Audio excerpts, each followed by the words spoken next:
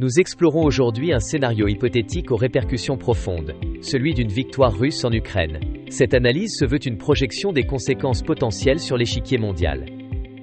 Il s'agit d'une réflexion sur les dynamiques géopolitiques et économiques qui pourraient émerger d'un tel dénouement. Nous nous interrogeons sur les changements fondamentaux pour l'Europe et les alliances globales. La question centrale demeure: quel serait le rôle de la France dans ce nouvel ordre international? Comment notre pays se positionnerait-il face à ces bouleversements majeurs? L'invasion russe à grande échelle de l'Ukraine, débutée en février 2022, a marqué un tournant historique. Elle a bouleversé l'équilibre sécuritaire européen établi depuis des décennies. Les objectifs déclarés de la Russie incluaient la déstabilisation de Kiev et la démilitarisation de l'Ukraine. Moscou visait également la dénazification du pays et le contrôle stratégique de la mer Noire. En réponse, l'Occident a apporté un soutien massif à l'Ukraine. Ce soutien s'est manifesté par des livraisons d'armes, des sanctions économiques sans précédent et une aide financière substantielle. Une victoire russe pourrait se manifester par la chute de Kiev ou un cessez-le-feu imposé selon les termes du Kremlin. Ces conditions dicteraient un nouvel ordre politique et territorial. Les issues territoriales incluraient une occupation durable du Donbass et la reconnaissance de la Crimée comme territoire russe. Ces annexions modifieraient irrémédiablement les frontières reconnues. L'armée ukrainienne pourrait s'effondrer, minée par le manque de ressources et un soutien occidental déclinant. Cette situation laisserait le pays vulnérable à une domination totale. Le destin du président Zelensky serait incertain, potentiellement contraint à l'exil ou à une neutralisation politique. Son rôle de leader de la résistance prendrait fin. Un gouvernement fantoche pro-russe serait installé à Kiev, privant l'Ukraine de sa souveraineté.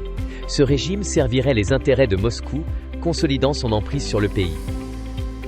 La Russie consoliderait son contrôle sur de vastes terres agricoles ukrainiennes, riches et fertiles. Cela renforcerait sa position en tant qu'exportateur majeur de céréales. Sa position stratégique dans les exportations énergétiques via la mer Noire serait considérablement renforcée. Cela lui offrirait de nouvelles voies pour contourner les restrictions. Moscou pourrait partiellement ou totalement contourner les sanctions grâce à des accords bilatéraux. Les nations des BRICS, par exemple, offriraient des alternatives commerciales et financières. Les investissements chinois en Russie augmenteraient, renforçant l'axe économique Pékin-Moscou. Cette coopération bilatérale réduirait la dépendance russe vis-à-vis des marchés occidentaux. Les prix des produits agricoles, comme le blé et l'huile de tournesol, connaîtraient une hausse significative. Cette flambée des prix aggraverait l'insécurité alimentaire mondiale. L'Europe serait contrainte de se sevrer définitivement du gaz russe, entraînant une crise énergétique prolongée. La transition vers d'autres sources d'approvisionnement serait coûteuse et complexe. L'influence des nations des BRICS s'accroîtrait, défiant la dominance économique occidentale. Ce bloc émergent remodèlerait les équilibres de pouvoirs financiers et commerciaux. Les chaînes d'approvisionnement mondiales subiraient de nouvelles perturbations, exacerbant l'inflation. Les coûts de production et de transport augmenteraient, impactant les consommateurs. Les marchés financiers mondiaux réagiraient avec volatilité, reflétant l'incertitude géopolitique. Les investisseurs chercheraient des refuges, entraînant des mouvements de capitaux imprévisibles. La dépendance énergétique de certains pays européens vis-à-vis de sources alternatives s'accentuerait. Cela pourrait entraîner des tensions diplomatiques pour l'accès aux ressources. Les sanctions occidentales contre la Russie perdraient de leur efficacité à long terme. Moscou trouverait des moyens de contournement, réduisant la pression économique exercée. Les pays en développement seraient particulièrement touchés par la hausse des prix alimentaires et énergétiques. Leurs économies fragiles subiraient des pressions accrues, menaçant la stabilité sociale. La Chine renforcerait son rôle de médiateur et de partenaire économique privilégié pour la Russie. Cette alliance stratégique redéfinirait les dynamiques commerciales et technologiques mondiales. Les institutions financières internationales devraient s'adapter à un paysage économique fragmenté. La coopération multilatérale serait mise à l'épreuve par de nouvelles divisions. Les pays d'Europe de l'Est, frontaliers de la Russie, exigeraient une présence militaire accrue de l'OTAN. Leur sentiment de vulnérabilité serait exacerbé par cette nouvelle réalité. La crédibilité de l'OTAN serait gravement endommagée, remettant en question sa capacité de dissuasion. L'alliance devrait prouver sa pertinence face à une Russie plus audacieuse. Des débats internes intenses éclateraient au sein de l'OTAN concernant sa stratégie future. La cohésion de l'alliance serait mise à l'épreuve par des divergences d'approche. Certains membres pourraient douter de l'engagement collectif en cas d'agression future. La clause de défense mutuelle, l'article 5, ferait l'objet d'un examen minutieux.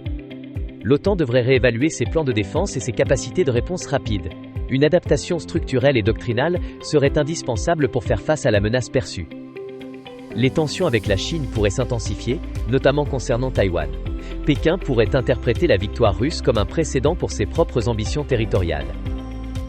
La Chine observerait attentivement la réaction internationale et la résilience des alliances occidentales. Cela influencerait ses calculs stratégiques dans la région Indo-Pacifique. Une escalade des rhétoriques et des démonstrations de force militaire serait probable. La stabilité régionale serait menacée par une course aux armements et des provocations. Les relations économiques entre la Chine et l'Occident pourraient se détériorer davantage. Les chaînes d'approvisionnement mondiales seraient soumises à des pressions accrues. L'expansion potentielle des BRICS, incluant la Turquie, l'Arabie Saoudite et l'Iran, renforcerait l'axe Moscou-Pékin. Ce bloc alternatif gagnerait en poids politique et économique. Cette expansion signalerait un réalignement des puissances mondiales, loin de l'hégémonie occidentale. De nouvelles sphères d'influence émergeraient, défiant l'ordre établi. Les BRICS chercheraient à établir des institutions financières et commerciales parallèles. Cela réduirait la dépendance vis-à-vis du dollar américain et des systèmes occidentaux. La coopération militaire et technologique entre les membres des BRICS s'intensifierait. Cela créerait un contrepoids aux alliances de défense existantes, comme l'OTAN. Les pays non alignés seraient courtisés par les deux blocs, augmentant la compétition géopolitique. Le monde pourrait se diriger vers une nouvelle forme de bipolarisation. Les efforts diplomatiques du président Macron seraient considérablement sapés par une victoire russe. Sa stratégie de dialogue avec Moscou serait perçue comme un échec. Sa crédibilité au sein de l'Union européenne serait diminuée, affaiblissant son leadership. Les partenaires européens pourraient remettre en question sa vision stratégique.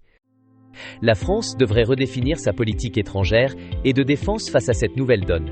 Son rôle d'acteur majeur sur la scène internationale serait réévalué. Les relations avec les États-Unis pourraient se tendre, notamment sur la question de l'autonomie stratégique européenne. Des divergences d'approche pourraient apparaître. La confiance du public dans la gestion stratégique du gouvernement serait ébranlée. Les citoyens pourraient exprimer leur désillusion face à l'incapacité à prévenir ce scénario. Des mouvements sociaux et politiques pourraient émerger, critiquant la politique étrangère. La légitimité des décisions gouvernementales serait remise en question. Le sentiment de sécurité nationale serait altéré, entraînant des débats sur la défense. La perception de la menace russe augmenterait, nécessitant des réponses concrètes. Une montée des sentiments nationalistes, pacifistes et anti-OTAN serait à prévoir. Ces courants politiques gagneraient en influence, exploitant le mécontentement populaire. Les partis eurosceptiques et souverainistes verraient leur discours renforcés. Ils capitaliseraient sur la déception vis-à-vis des institutions européennes et internationales. Le débat public se polariserait davantage sur les questions de défense et d'appartenance aux alliances. La cohésion sociale pourrait être mise à l'épreuve par ces divisions. Une inflation prolongée, alimentée par la hausse des coûts énergétiques, pèserait sur les ménages. Le pouvoir d'achat des Français serait directement impacté par cette crise. Un réarmement massif de l'armée française, jugé nécessaire, mettrait à rude épreuve le budget de l'État. Des arbitrages difficiles seraient inévitables, potentiellement au détriment d'autres secteurs. Les investissements dans la défense augmenteraient, nécessitant des ressources financières considérables. La dette publique pourrait s'alourdir, limitant les marges de manœuvre économiques. La compétitivité des entreprises françaises serait affectée par des coûts de production plus élevés. Les exportations pourraient diminuer, impactant la balance commerciale. Les secteurs de l'énergie, de la défense et de l'agriculture subiraient des pressions intenses. Ils devraient s'adapter à un environnement géopolitique et économique transformé. L'industrie de la défense connaîtrait une forte demande, mais aussi des défis d'approvisionnement. La capacité de production devrait être rapidement augmentée pour répondre aux besoins. Le secteur agricole ferait face à des prix mondiaux volatiles et à une concurrence accrue. La sécurité alimentaire nationale deviendrait une préoccupation majeure. La transition énergétique serait accélérée, mais avec des coûts initiaux élevés. La dépendance aux énergies fossiles russes devrait être remplacée par des alternatives durables. Le président Zelensky pourrait être contraint à l'exil, trouvant refuge à Londres, Paris ou Washington. Ces capitales occidentales offriraient un asile politique et une plateforme. Son départ marquerait la fin d'une ère pour l'Ukraine, symbolisant la défaite militaire. Il deviendrait une figure emblématique de la résistance ukrainienne à l'étranger. Il deviendrait un symbole international de la résistance face à l'agression, à l'instar du Dalai Lama. Sa voix porterait le message de l'Ukraine libre sur la scène mondiale. Son influence morale et politique resterait significative, même en exil. il continuerait à mobiliser le soutien international pour la cause ukrainienne. Ses perspectives de retour dépendraient de l'étendue de l'occupation russe ou d'un futur soulèvement. Un changement de régime à Moscou pourrait également ouvrir la voie à son retour. Un retour en Ukraine serait conditionné par une libération significative du territoire. Il incarnerait alors l'espoir d'une reconstruction nationale et d'une souveraineté retrouvée. Une victoire russe signalerait la fin de l'ordre post-guerre froide en Europe. Les principes de souveraineté et d'intégrité territoriale seraient profondément ébranlés.